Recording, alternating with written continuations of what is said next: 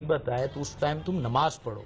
اور نماز اس یقین سے پڑھو کہ میں نماز پڑھوں گا تو میرے تمام غم دور ہو جائیں گے۔ کاش ہم مسجد میں اس طرح جائیں،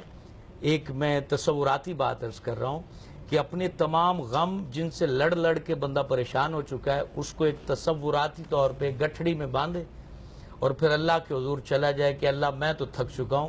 تیرے گھر میں آ گیا ہوں، اب یہاں اس ارادے سے آیا ہوں کہ مجھے تو ہلکا کر کے واپس بھیجے گا، میرا غم دور کر کے واپس بھیجے گا۔ اب یہ یقین جس قدر کامل ہوگا، کنسیپٹ جتنا کلیئر ہوگا کہ میں اللہ کے گھر میں بیٹھا ہوں اور اس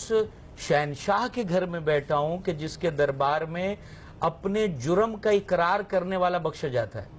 ایسی عدالت کہیں نہیں ہے، ایسا بادشاہ کہیں نہیں ہے، یہ صرف جو ہے وہ اللہ تعالیٰ کا ہی دربار ہے کہ جہاں اقرار کرنے والے کو بخش دیا جاتا ہے۔ تو وہاں اقرار کر لیا اور یقین محکم کر لیا کہ میں یہاں سے خالی نہیں جاؤں گا۔ جب یقین اس عروج کو پہنچتا ہے پھر تو بندہ پیر مارے تو چشم رب جاری فرما دیتا ہے۔